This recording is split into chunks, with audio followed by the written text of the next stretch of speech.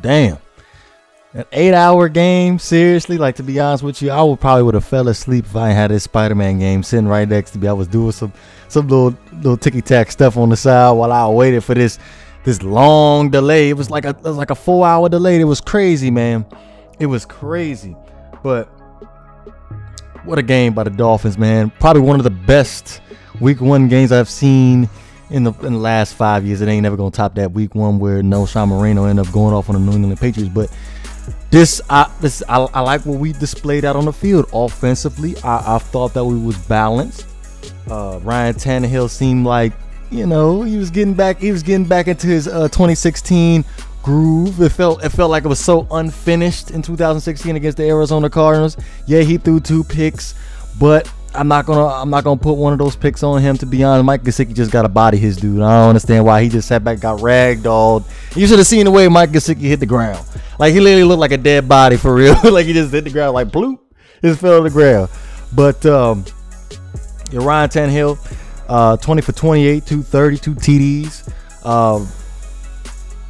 Like I said, I thought, this may sound harsh, but him taking this injury and taking the whole year off in 2017 was kind of good for him, because he got the opportunity to hold the clipboard and actually sit back and watch the game from the sideline. His rookie season, everybody was watching Hard Knocks. He got the starting job Week 1 when David Garage should have really had the job. I was rooting for Matt Moore anyway, but he got the nod for the starting job for Week 1. So really, Ryan Tannehill had never had an opportunity to hold the clipboard. He's been in 4 different offenses, if memory serves me correct. So basically, he didn't really get an opportunity to actually really get the playbook down. But I seen today that Ryan Tannehill has shown a comfort level in this offense. Like, I see him audibling, because there was a dispute about him not being able to audible.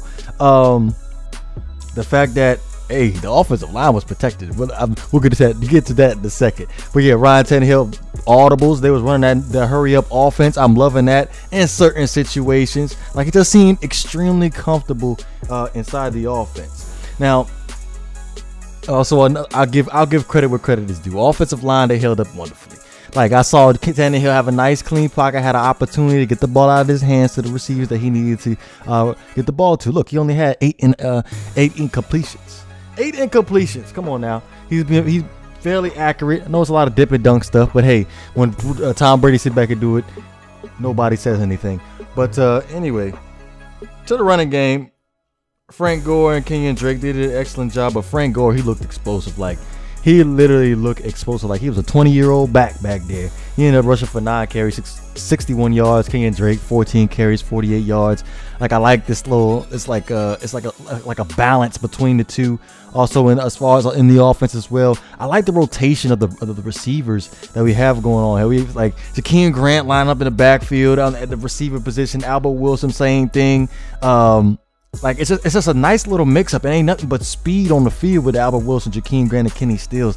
By the way, Kenny Stills 4 catches, 106 yards, 2 TDs.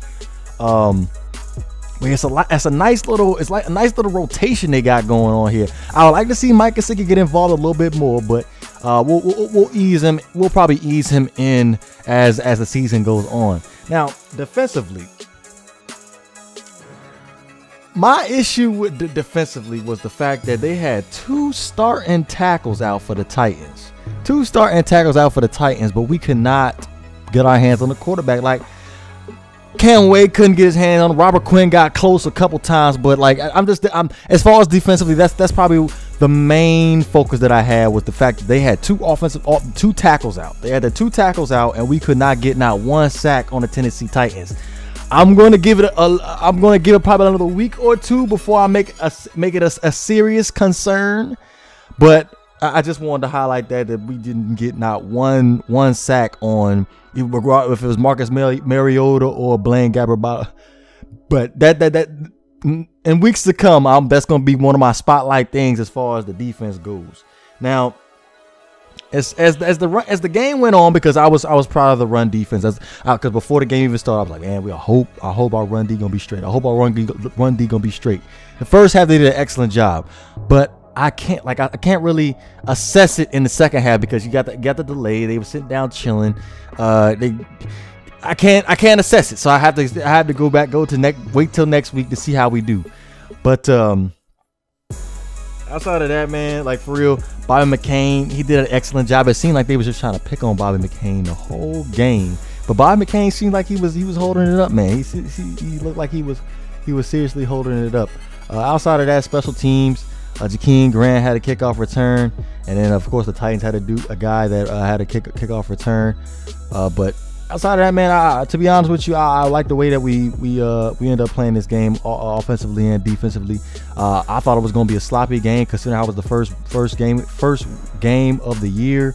We was going to try to figure out some kinks in the offense and defense, but it just seemed like we just picked off where we left off from the 2016 season against the Arizona Cardinals with Ryan Tannehill back behind center.